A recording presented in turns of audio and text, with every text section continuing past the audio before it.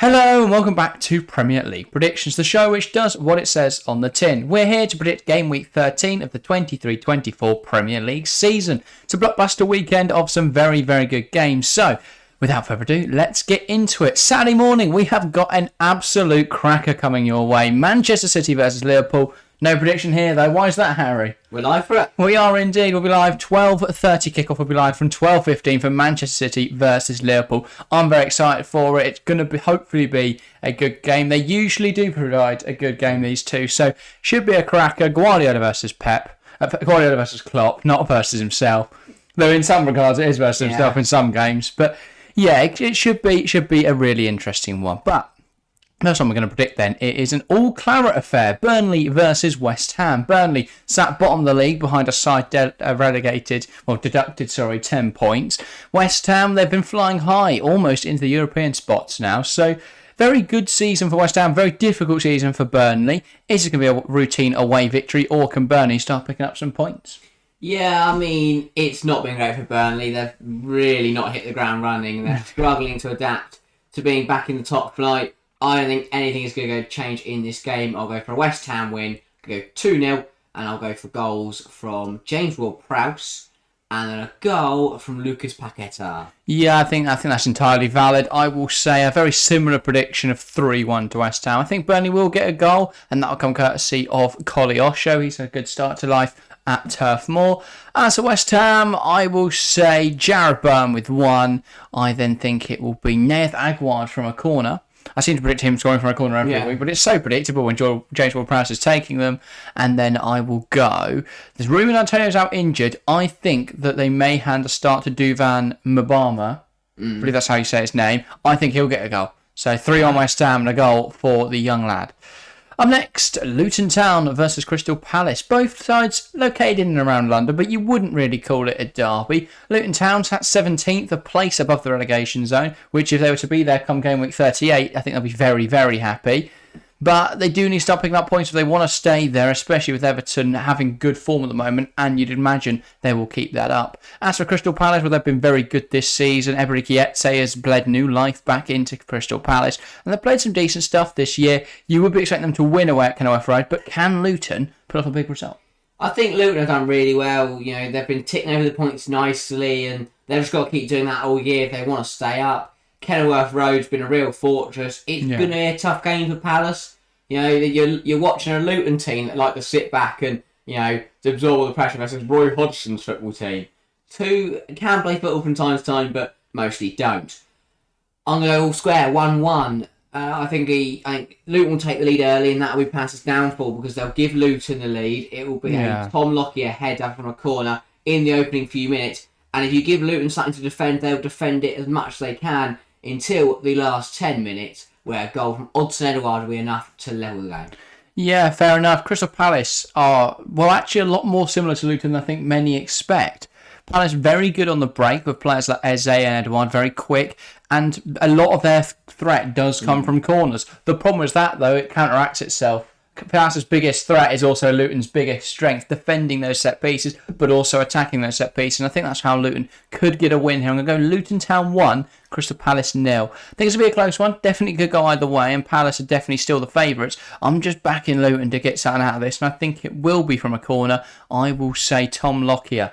It's predictable, isn't it? Yeah. He's not the only player that has scored for Luton this season by Carlton Morris. But yeah, if he does start, he should score. You could say Reece Burke, but he might not. He might not start. Yeah. And Lockyer's a bigger threat from corners anyway. So I'll back Tom Lockyer and a 1-0 win for the Hatters. Up next, and what should be one of the most exciting games of the weekend, it's Newcastle versus Chelsea. Unfortunately, at a 3 o'clock kickoff timing for us here in the UK, meaning it's not broadcast, but should be a really good game either way, and I'll definitely be watching the highlights. Newcastle, a very strong team this season. They've had a few mishaps in the Premier League, though. They'll be hoping that they don't endure another difficult game against a Chelsea side who love playing against the big teams. Chelsea struggle to break down low blocks, but when playing against teams like Manchester City, as we saw 2 weeks ago now, against Tottenham, against Liverpool, Arsenal, clubs of that calibre, Chelsea do well because it's a much more open game. This should be a game that plays into that for Chelsea. Do you think they can get a result, Harry? Yeah, it's a depleted Newcastle side versus the Chelsea side who are starting to show they are a good football team. So I'm going to get another draw and go for another 1-1. I think Chelsea will take the lead early on through Conor Gallagher. Yeah. And then Newcastle will respond with help from the home crowd. I'm not expecting a fan to score, but I think it will be turned in by... Will any bags? Who's fit? Is Gordon fit? Anthony Gordon is better to start through the middle. He'll score then. Okay, fair enough. I think it's going to be another high-scoring game, as seems to be the case with Chelsea at the moment. But I'm going to say Newcastle 1, Chelsea 3. I think this is, especially given the fact that I believe Newcastle have 10 players out injured. Yeah. May even be more than that. But they've got a lot of knocks at the moment, and Chelsea very much... Well, they have got players out like Nkunku. Given the size of their squad, that doesn't really hurt them too much. Chelsea have been doing well recently. They've been getting goals against sides who like to play a very high line. I think Chelsea could benefit from the fact that Newcastle will probably play quite a high line, unless they, what copy Luton Town tactics. But I think this could be quite an open game. I do think Newcastle will get a goal at some point. I say Chelsea to open the scoring through Nicholas Jackson. He's been in decent form recently, a very strong form actually. Then I will say Newcastle to hit back with Anthony Gordon. I think that's quite a predictable goal, really. Yeah. Then for Chelsea, I will say Conor Gallagher. He's been in good form, and while a lot of his play hasn't been in that attacking third, I think he could get involved in the goals here. And actually, Reece James, first goal back from injury. I think it's going to be that classic Reece James drops him on the edge of the box, or just outside that 6-yard box actually, and just smashes home. Thinking back to Newcastle-Chelsea 2021, when Chelsea won 2-0 at St James's Park, Reece James getting a double that day. Yeah. That's the sort of performance I'm expecting him to channel here, and I think he'll get a goal to show for it. Up next, we have Nottingham Forest versus Brighton. A lot of 3 o'clocks this weekend. Obviously, no Europe in the week. Oh, in the week just gone, it was international, so that makes sense. But yeah, a lot of 3 o'clocks, and Nottingham Forest-Brighton at the same time as all the other games we've just done. Nottingham Forest, they're in that weird pack that I seem to mention every week at the moment of clubs that aren't very good but are doing better than Luton, Bournemouth and Sheffield United and Burnley. So they're doing all right at the moment, Forest. I think they're 13th in the league. I think there's about 15 clubs though that are 13th in the league. Yeah. So, yeah, they're just plodding along nicely, but you would expect there will be a very difficult game here as Brighton travel to the City Ground. Brighton have been very impressive across all fronts this season, and you would be a fool to bet against them getting through in the Europa League now. You would expect that they win both of their last 2 games, or at least one of them, and progress. As for their league form, well, it has been patchy, and there have been some really silly results in there. Overall, they've been quite positive this season. So, Harry, how do you see this one panning out? Yeah, it should be convincing for the away side. Forest haven't really done much at all. And Brighton always look good. They play really good football even when they lose. I'll go 2-0 to the Seagulls. Goal from Mitoma in the first half. And then a goal in the second half from Ewan Ferguson. Yeah, fair enough. I can definitely see that happening.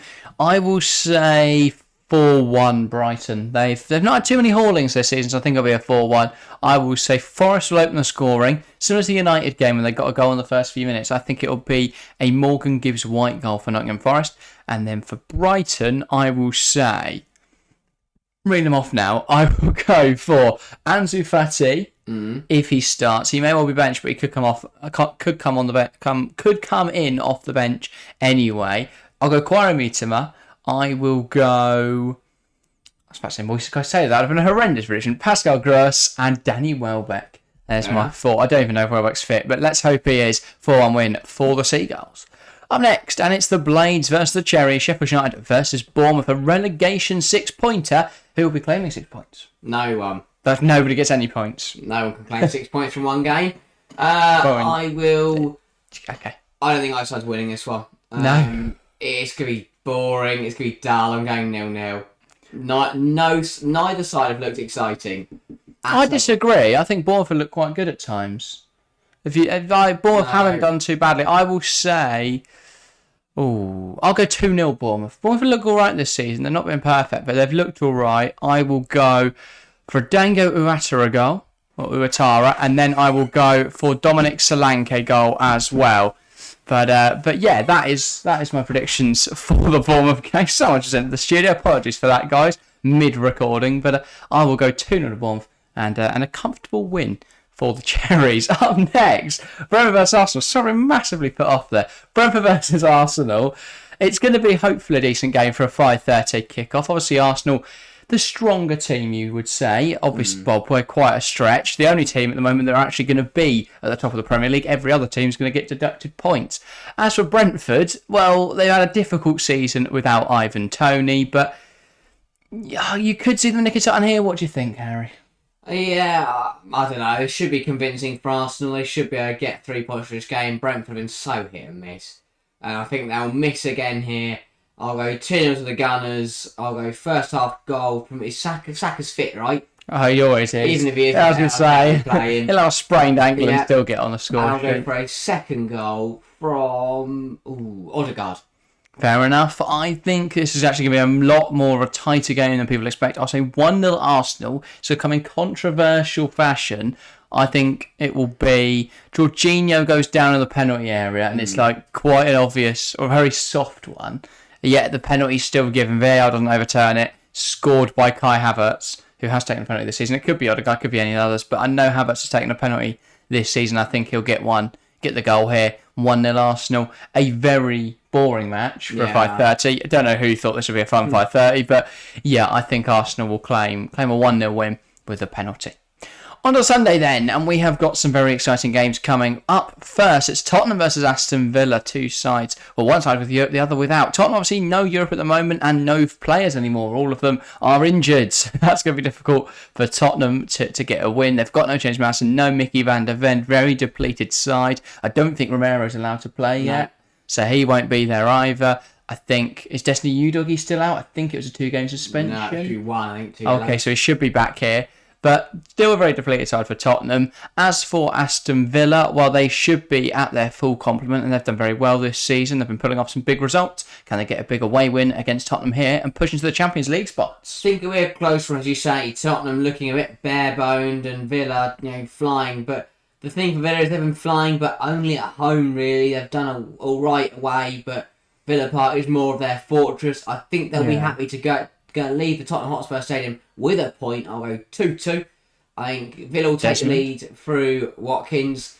Tottenham equaliser from Son. Villa then will retake the lead through John McGinn.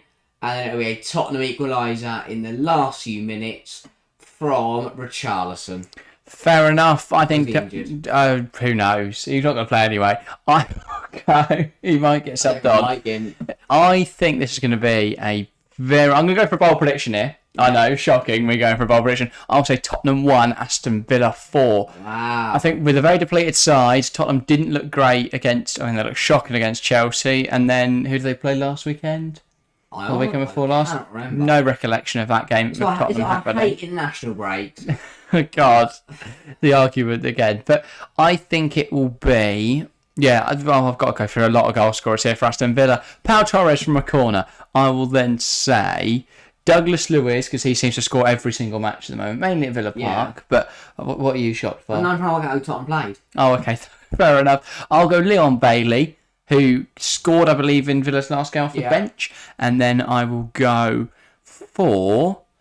I said Emi Martinez. That again, I don't know where my head's at. Ollie Watkins, fairly safe prediction. Yeah. He'll be on the score sheet. And Tottenham's goal will be through Pierre-Emile Højbjerg. I think he could play, I believe. Is Basuma injured or just...